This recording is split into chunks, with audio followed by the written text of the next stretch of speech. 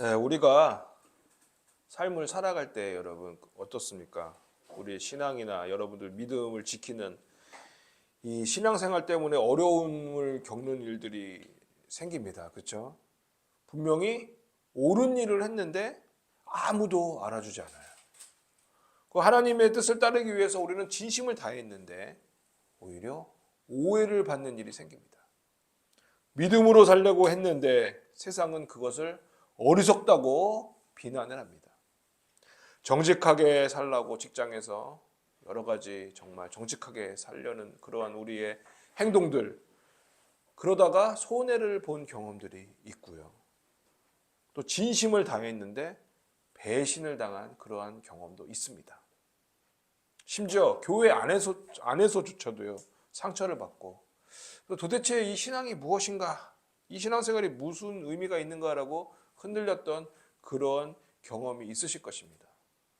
그 자리에서 우리는 어떤 생각을 합니까? 나는 정말 하나님의 자녀가 맞는가? 그리고 왜 이렇게 믿음으로 사는 것이 힘든 것인가라고 한탄했던 적이 있으실 것입니다. 근데 이 질문요, 오늘 우리들만의 질문이 아닙니다. 요한이 이 요한일서 편지를 쓸 당시에도요, 그 당시에 초대교회 성도들도 똑같은 그런 갈등의 자리에 있었습니다. 로마 제국의 박해 아래 신앙 때문에 불이익을 받았습니다. 그렇죠? 또 교회 안에마저도 거짓을 주장하는 교사들이 있습니다. 그들이 성도들의 믿음을 흔들고 있었습니다. 정체성의 위기였죠. 그래서 요한은 그 흔들리는 성도들을 위해서 오늘 이 요한일서 편지를 씁니다. 그 3장 1절에서 7절 말씀을 우리가 함께 살펴보도록 하겠습니다. 먼저 3장 1절 말씀입니다. 보라, 아버지께서 어떠한 사랑을 우리에게 베푸사 하나님의 자녀라 일컬음을 받게 하셨는가. 우리가 그러하도다. 그러므로 세상이 우리를 알지 못함은 그를 알지 못함이라 그랬어요. 요한은 첫 단어 뭐라고 합니까? 보라라고 그래요. 그렇죠? 보라라고 시작을 하고 있어요. 이 보라, 이게 뭐 감탄사가 아닙니다. 당신들 모두 지금 눈을 크게 뜨고 보라는 거예요. 강한 명령의 어조예요. 그렇죠? 눈을 뜨고 보라는 거예요. 요한이 왜 이렇게 보라라고 서둘러서 이 강한 단어로 시작을 하겠습니까? 성도들이 이미 받은 것을 보지 못하고 있기 때문입니다. 그들이 이미 소유한 것을 인식하지 못하고 있던 거예요. 왜냐? 흔들리고 지쳤어요. 흔들리고 지친 나머지 이미 내가 받은 것, 나에게 주어진 것을 잃어버린 것으로 착각하고 있었던 것입니다. 그럼 여러분, 뭐를 보라는 겁니까? 무엇을 보라는 거예요? 뒤에 나오죠? 아버지께서 어떠한 사랑을 우리에게 베푸셨는가를 보라는 겁니다. 그러면 이 어떠한 사랑이 뭡니까? 이 어떠한 사랑, 이것은 세상의 논리로 이해가 되지 않는 사랑입니다. 이 사랑의 내용이 뭐죠? 하나님께서 그 아들 예수 그리스도를 아낌없이 인간으로 성육신하게 하셔서 십자가를 지게 하신 것입니다. 이것을 사도 바울은 로마서 8장 32절에서 이렇게 고백합니다. 자기 아들을 아끼지 아니하시고 우리 모든 사람을 위하여 내주시니가 어찌 그 아들과 함께 모든 것을 우리에게 주시지 아니하겠느냐 그랬어요. 가장 소중한 것을 내어주신 것, 그것이 아버지의 사랑이고요. 그 사랑이 바로 우리를 하나님의 자녀로 만들었습니다. 근데 여기서 우리가 조금 더 생각해야 될 부분이 있습니다. 요한은요, 하나님의 자녀라 일컬음을 받게 하셨다라고만 말하지 않았어요. 그 뒤에 뭐라고 덧붙입니까?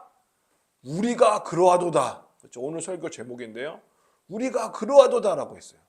이건 여러분, 요한이 확신에 찬 선포입니다.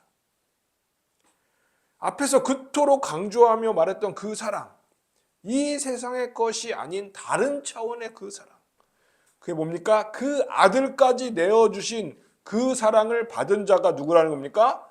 우리라는 거예요. 우리가 그러하도다라고 얘기하는 겁니다. 즉 요한은 이 사실을 도장을 꽝 찍듯이 확인을 해주는 거예요. 뭐라고요? 우리가 바로 그 사람들이라는 겁니다. 여러분. 하나님의 사랑을 받은 자들이라는 거예요. 그럼 요한이 왜 이렇게 강조한 것일까요? 아버지의 사랑, 하늘 아버지의 사랑, 하나님 아버지의 사랑을 받았다는 것이 여러분 그냥 감정적인 어떠한 그런 뭐 감사 뭐 이런 차원이 아니에요. 감정적인 수준이 아니라요. 엄연한 사실이요, 실제요, 진실입니다, 여러분. 내가 그것을 느끼건 느끼지 못했던, 오늘 잘 살았건 잘 살지 못했던 간 우리가 그 사랑을 받은 자라는 사실은 변하지 않습니다. 요한은 그 사실을 선포하고 있는 것이에요. 그리고 요한은 이어서 말합니다. 세상이 우리를 알지 못하는 이유는 뭐라고 그럽니까? 세상이 아버지를 알지 못하기 때문이라고 합니다. 하나님 아버지를 세상이 알지 못하기 때문에 세상이 우리를 알지 못해요. 하나님의 그 구속의 어마어마한 역사, 그 경륜을 모르는 세상은요, 그 사랑으로 다시 태어난 자를 알아볼 수가 있을까요? 없을까요? 절대로 알아볼 수가 없습니다. 그렇기 때문에 여러분, 세상이 우리 믿는 자들을 알아주지 못하는 것은요, 우리가 실패해서가 절대로 아닙니다. 역으로 우리가 이 세상에 속하지 않았다는 증거인 것입니다, 여러분. 하나님의 사랑을 받는 자는 세상이 우리를 핍박할 수밖에 없습니다. 오늘 여러분을 흔드는 것이 무엇입니까? 세상의 시선입니까? 아니면 우리 마음속에 울리는 내 마음의 소리입니까? 우리가 세상을 살면서 믿음으로 힘들어지면 어떤 소리가 들립니까? 야, 믿음을 지키면 뭐 그렇게까지 살아서 뭐 하겠느냐? 그게 너를 뭐가 달라지게 하느냐? 그 소리 여러분. 그 마음의 소리가 바로 거짓입니다. 거짓말입니다. 왜냐? 우리가 느끼기 전에, 여러분이 확신하기 전에 하나님께서는 이미 우리를 자녀로 칭하셨습니다. 그렇기 때문에 여러분, 우리의 정체성은요, 세상에 우리를 어떻게 보느냐에 달려있지 않습니다. 무엇에 달려있습니까? 하나님께서 우리를 뭐라고 부르시느냐에 달려있는 것입니다.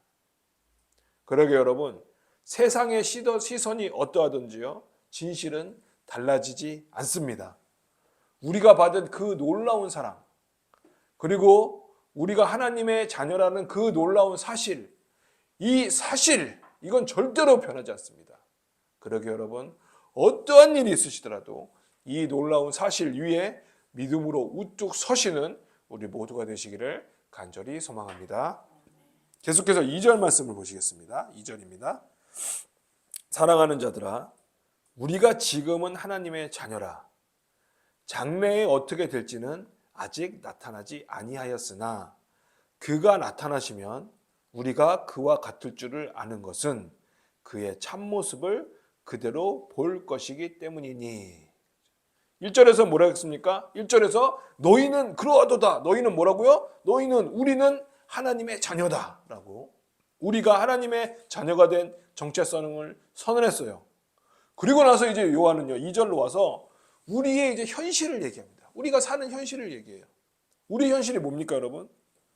지금은 하나님의 자녀이지만 장래에 어떻게 될지가 뭐라고 그랬어요? 아직 나타나지 아니하였다 했어요. 그렇죠? 뭐가 지금과 아직, 이 두 단어 사이에 우리의 현실, 우리의 삶이 있습니다. 여러분, 우리는 구원받았죠, 그렇죠? 우리는 지금 이미 하나님의 자녀입니다. 이거 맞아요, 사실이에요, 그렇죠? 그런데 하나님의 자녀가 갖는 그 완전한 모습, 그게 지금 우리에게 있습니까? 아니요, 아직 드러나지 않은 거예요. 믿음을 붙들고 분명히 하나님의 자녀다운 삶을 살기로, 그 변화를 우리가 변화하기로 다짐을 했는데 우리의 현실은 어떻습니까? 또 같은 자리에서 또 같은 이유 때문에 넘어집니다. 하나님의 자녀라고 하는데 왜 이렇게 부족한가 하는 그렇게 절망적인 날들이 있습니다. 이것이 우리의 현실입니다. 이미 자녀이지만 아직 완성되지 않은 자녀, 이것이 하나님 나라의 완성을 기다리는 우리 성도들의 현실이요 처지입니다. 그러나 요한은 말합니다. 주님께서 재림하실 그때 우리는 주님과 같이 영광스럽게 변화될 것이라고 합니다. 요한은 이 완성된 모습을 오늘 본문에서 참 모습이라고, 그렇죠? 참 모습이라고 표현하고 있습니다. 그러니까 지금 우리의 모습은 참 모습이 아니에요. 참 모습이 아직 아닙니다. 언제? 그날. 주님께서 오시는 그날 완성되는 그 모습이 우리의 참 모습인 것입니다. 그럼 어떻게 참 모습이 됩니까? 본문 2절 하반절에서 말씀하십니다. 2절 뒷부분 보시면요. 그의 참 모습 그대로 볼 것이기 때문이니 그러셨어요. 여러분 이 말씀을 이해하기 위해서는 먼저 이 참 모습이 무엇인지를 우리가 알아야 돼요. 지금 우리는요. 주님을 온전히 보지 못하고 있어요. 그렇죠? 고린도전서 13장 12절에서 바울 사도가 말씀합니다. 제가 봉독합니다. 우리가 지금은 거울로 보는 것 같이 희미하나 그때에는 얼굴과 얼굴을 대하여 볼 것이요. 지금은 내가 부분적으로 아나 그때에는 주께서 나를 아신 것 같이 내가 온전히 알리라 라고 얘기하고 있어요. 그러니까 지금은 우리가 거울로 보는 것 같이 희미한다는데 거울 지금 잘 보이는데요. 이 당시 거울은요. 청동 거울이었습니다. 그러니까 막 깨끗이 닦아도 그냥 뿌연 거예요. 뿌연. 확실하게 지금처럼 유리처럼 확실하게 나오지 않는 거예요. 아시겠죠? 그러니까 희미하겠어요? 선명하겠어요? 희미한 거죠. 네, 그렇게 이해를 하셔야 됩니다. 그 청동 거울로 보는 것 같이 희미한다는 거예요. 지금은. 근데 그때 언제요? 주님 오신 그때에. 그때에는 얼굴과 얼굴을 대하여 본다. 아주 선명하다는 거예요. 이 말은 지금 여러분 우리가 주님을 다 알 수 있어요? 주님을 다 경험할 수 있습니까? 아니요. 그렇죠? 우리가 알고 경험하는 주님은요. 아주 작은 부분적일 수밖에 없습니다. 우리가 말씀을 통해서 기도를 통해서 성령의 조명을 통해서 우리가 주님을 차츰차츰 알아가고 있지만요. 그것은 여전히 불완전한 알미입니다. 그렇죠? 완전히 알 수가 없어요. 하지만 그때는 주님이 재림하시는 그날을 어떻게 합니까? 우리가 주님을 참 모습 그대로 보게 된다는 것이에요. 가려져 있는 베일이 싹 거치는 것입니다. 그리고 주께서 나를 아신 것 같이 내가 온전히 알게 되는 거예요. 주님을. 그러니까 부분적으로 알았던 것이 어떻게 되는 겁니까? 온전한 알므로 바뀌게 되는 것입니다. 그런데 왜 주님의 참 모습을 보면 우리가 그분과 같이 변화됩니까? 여기서 우리는요, 요한 신학의 핵심을 보게 되는데요. 요한한테 있어서 하나님을 아는 건 여러분, 단순히 우리가 막 공부해갖고 여러 가지 지식을 아는 그런 머릿속에 정보가 입력되는 그런 수준이 아닙니다. 요한일서 편지 전체에서요, 요한이 반복해서 계속 강조를 하고 있는데요. 그건 여러분, 하나님을 아는 것은 하나님과 실제적으로 연합하는 겁니다. 지난번 설교 기억하십니까, 여러분? 삼위일체 하나님 얘기하시고, 그렇죠? 우리가 초대돼서 삼위일체 하나님과의 그 안에 들어간다고 얘기했잖아요. 우리의 존재가 삼위 하나님의 생명과 사귐 그 자체에 어떻게 온전히 참여하는 것, 그것이 궁극적인 사귐이고 그것이 코이노니아라고 우리가 함께 묵상했지 않습니까? 기억나시죠, 여러분? 그리고 여러분 구약에서도요, 안다라고 번역된 이 히브리어, 이 야다라는 거는요, 남편과 아내 사이에 가장 친밀한 관계를 표현할 때 사용됩니다. 창세기 4장 1절에서 아담과 하와가 동침함에 나오는 그 동침하다가 바로 이 야다라는 단어인데요.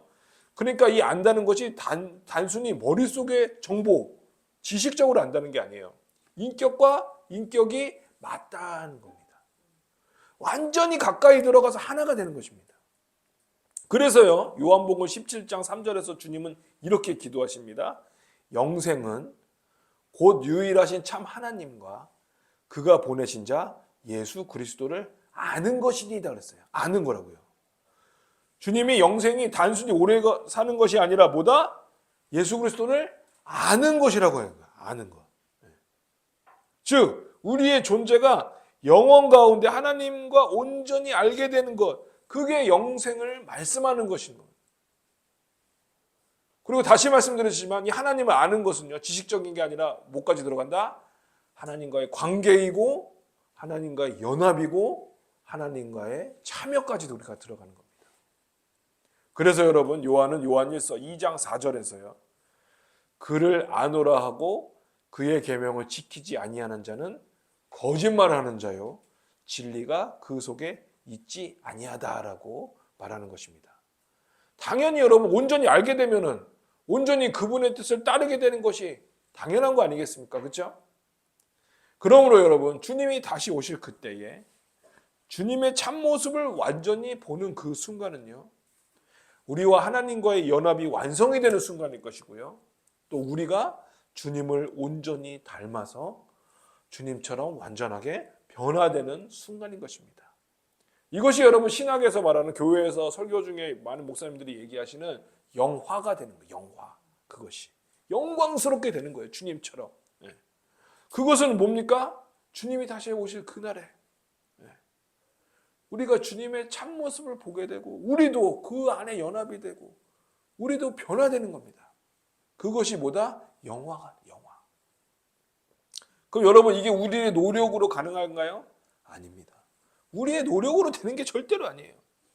그날 우리 주님께 허락받은 우리들, 그렇죠? 초청받은 우리들, 구원받은 우리들이 주님을 완전히 알게 되는 그 순간, 그 연합되는 그 순간 하나님께서 하나님의 주권으로 완성을 하시는 것입니다. 아담은 어땠습니까? 아담이 하나님의 형상대로 창조됐어요. 우리 지난주에 성경 공부 때 배웠죠. 그런데 타락으로 어떻게 됐습니까? 그 형상이 훼손이 되었어요. 하지만 주님 재림하시는 그날 우리는 그 하나님의 형상을 완전히 회복하게 되는 것입니다. 이것이 이따가 우리 성경 공부 시간에 함께 또 나눌 내용이에요. 창조하셨지만 타락하였고요. 그렇죠? 타락하였지만 우리 타락을 포기하지 않으시고 하나님께서 그 독생자 예수 그리스도를 통해서 우리를 구원하십니다. 그 구속으로 말미암아 우리가 뭐가 됩니까? 하나님의 자녀, 새 피조물로 회복되는 그 역사, 창조와 타락과 구속과 회복의 그 역사가 언제 완성됩니까? 그날, 우리 주님께서 다시 오시는 그날 완성이 되는 것입니다. 그 완성되는 그것이 바로 오늘 본문에서 말씀하시는 참 모습입니다. 여러분. 하나님의 경륜 가운데 그 마지막 날에 완성하실 그 모습, 그것이 우리의 참 모습입니다. 여러분 지금 여러분의 모습이 초라하십니까? 변화되고 싶은데 잘 안 되십니까? 어제도 다짐했는데 오늘 또 같은 자리에서 무너지고 있습니까?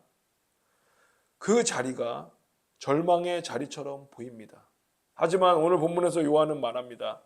이 절망의 자리가 결코 완성의 자리가 아니라고 합니다. 우리는 지금 완성을 향해 가고 있는 여정 가운데 있습니다. 때문에 여러분 소망을 품으시기 바랍니다. 소망이 갖고 있는 사람은요 오늘이 다릅니다. 주님이 오실 그날 주님과 같이 될 것을 아는 사람은요 오늘 주님을 닮으려고 합니다. 소망이 있는 사람과 소망이 없는 사람의 차이는요 어떤 도덕적인 윤리적인 능력의 차이가 아닙니다. 바라보는 방향의 차이입니다. 3절 말씀입니다. 주를 향하여, 주님을 향하여 이 소망을 가진 자마다 그의 깨끗하심과 같이 자기를 깨끗하게 하느니라 그랬어요. 소망이 뭘랍니까 여러분? 소망이 깨끗함을 낳는 거예요. 이건 여러분 물법적으로 강요하는 그런 강요가 아닙니다.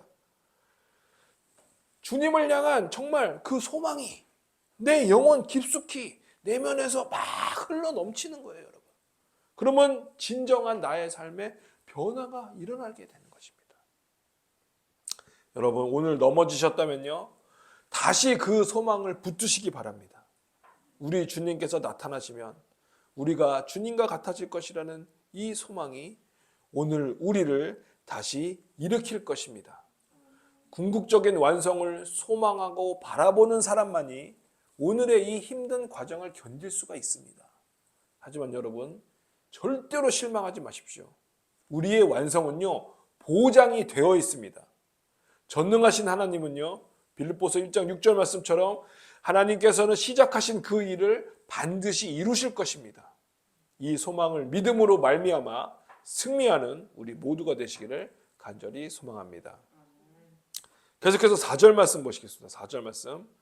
죄를 짓는 자마다 불법을 행하나니 죄는 뭐다? 불법이다 그러셨어요. 그래서 요한이 아주 중요한 경고를 하고 있습니다.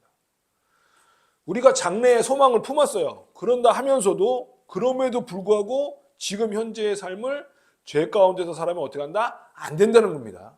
예. 근데 이 당시 여러분 초대교회 때 이 요한 당시에 거짓 교사들이 있었어요. 이단이죠. 영지주의 거짓 교사들이 어떻게 가르쳤냐면요. 영적인 거를 굉장히 강조했습니다. 육적인 것은 하대하고요. 그래서 영적인 지식을 가지고 있는 사람은 이미 구원받았다고 그래요. 그리고 몸으로 짓는 이 죄는요, 뭐 영적인 것과 관계가 없다고 그랬어요. 아무리 죄를 져도 상관이 없다는 거예요, 여러분. 이거는 큰일 나는 거죠, 그렇죠? 그래서 요한이 이것을 정면으로 반박하는 겁니다. 분명히 얘기합니다. 뭐랍니까? 죄는 불법이라고 그랬어요. 죄는 여러분 불법입니다. 단순한 도덕적인 실수가 아니에요. 하나님을 향한 반역입니다. 그 죄가 얼마나 심각합니까? 얼마나 심각하냐? 그 죄를 없애기 위해서 하나님의 아들이 이 땅에 오셔야 하지 않았습니까? 5절 말씀이에요. 그렇죠? 뭐라 그러십니까? 그가 우리 죄를 없애려고 나타나신 것을 너희가 안다 그랬어요. 그에겐 죄가 없느니라. 우리의 죄를 없애러 주님이 오신 거예요, 여러분. 요한복음 1장 29절 기억하십니까? 보라, 세상 죄를 지고 가는 어린 양이로다. 그렇죠? 죄 없으신 분이 죄에 있는 우리를 위해 죄가 되어 주셨다고 고린도후서 5장에서 말씀하고 있습니다. 이것이 바로 구속의 경륜이고요. 십자가의 신비입니다. 그런데 그럼에도 이 주님 안에 우리가 거한다고 하면서도 죄 안에 계속 머물러 있어요. 이게 어떻게 가능하겠습니까? 그렇지 않습니까? 계속해서 6절 말씀입니다. 그 안에 거하는 자마다, 주님 안에 거하는 거죠. 그 안에 거하는 자마다 범죄하지 아니하나니 범죄하는 자마다 그를 보지도 못하였고 그를 알지도 못하였느냐 그랬어요. 여기서 범죄하지 아니하였나니라는 게요, 뭐 한 번도 죄를 짓지 않는다는 뭐 완벽주의를 말씀하시는 것이 아니에요.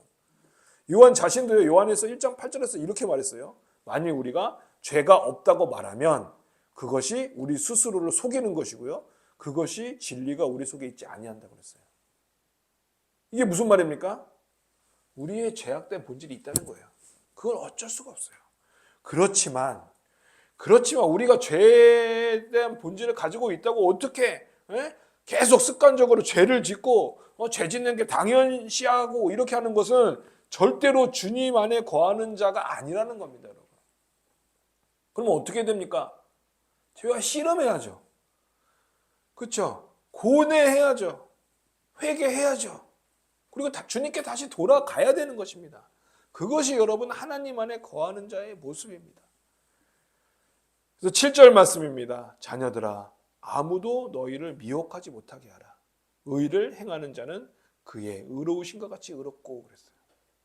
의를 행하는 자는 어떻다? 의롭습니다. 그렇죠?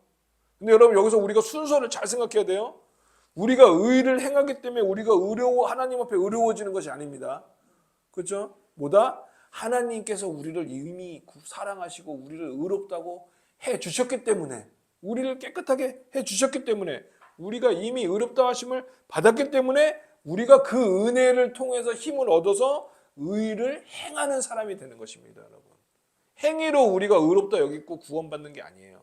하나님이 이미 우리를 그렇게 해 주셨기 때문에 우리가 그 은혜를 힘입어서 의로운 것을 행하는 사람이 되는 것입니다. 우리는 의로울 수가 없어요, 여러분.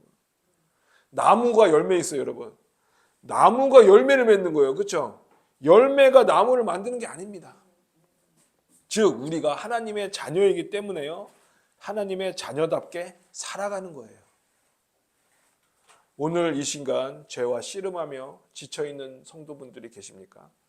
하지만 여러분, 지금 씨름하고 있다는 것 그 자체가 은혜입니다. 왜냐? 씨름하는 건 여러분 아직 항복하지 않았다는 거예요. 고뇌하고 고민한다는 거는요, 아직 죄에 대해서 우리가 민감하다는 거예요. 무감각해지지 않았다는 거예요. 하나님 안에 거하지 않는 자는요, 자기가 뭐가 문제인지를 몰라요. 내가 무슨 상관이야, 내가 무슨 문제냐, 나 잘 살고 있다고 얘기해요. 하지만 여러분, 우리가 씨름하는 것으로만은 안 됩니다. 요한이 말하는 거는요, 죄와 씨름하는 수준이 아니에요. 아까도 말씀드렸죠. 뭐다? 하나님 안에 거하는 것, 하나님과 연합하는 것, 그렇죠? 우리가 하나님 안에 들어가는 것, 그 하나님 안에 거하는 것을 요한이 말씀하고 있는 거예요. 거하는 것이 너무나 중요합니다, 여러분. 죄를 이기려는 노력보다 우리가 주님 안에 머무는 것이 먼저입니다. 요한복음 15장 포도나무 설교 기억나십니까? 그렇죠?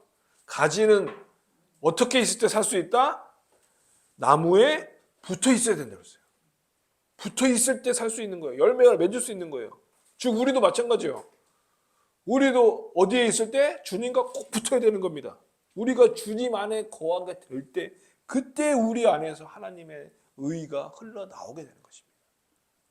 근데 여러분 세상은 절대로 그렇게 얘기 안 합니다. 우리를 비난할 겁니다. 우리를 미혹할 겁니다. 야, 뭐 그렇게까지 살 수 있냐? 살 필요가 있냐? 뭐 너네 그 정도면 됐지 않았냐? 어차피 은혜 받았다면 뭐 괜찮아. 뭐 다들 그렇게 살아. 뭐 대충 살지 뭐 천국만 가면 되지 않냐? 이렇게 우리를 미혹할 겁니다. 하지만 여러분 그 목소리에 속지 마시기 바랍니다. 그건 여러분 우리를 뭐 자유롭게 하는 것처럼 들릴 수 있어요. 하나님 믿어도 뭐 이 정도 죄 짓고 뭐 이러고 살고 막 그 정도는 괜찮다라고. 하지만 여러분 그 목소리는요 우리를 하나님의 자녀답지 않게 만드는 목소리입니다. 우리는 이미 의롭다 하심을 받았습니다. 그렇기 때문에 우리가 의를 행합니다.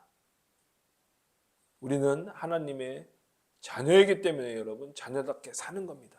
이것이 바로 복음에서 흘러나오는 삶입니다. 강요가 아니라 우리의 정체성에서 나오는 삶입니다. 지금 힘드십니까? 걱정하지 마시기 바랍니다. 하나님의 아들이 마귀의 일을 멸하러 오셨습니다. 우리가 싸우는 이 전쟁의 결말은 이미 다 정해져 있습니다. 우리는 이미 이긴 전쟁을 하고 있는 거예요. 그러니 여러분 오늘 한 걸음 더 주님 안에 거하시기 바랍니다. 말씀 앞에 머무시기 바랍니다.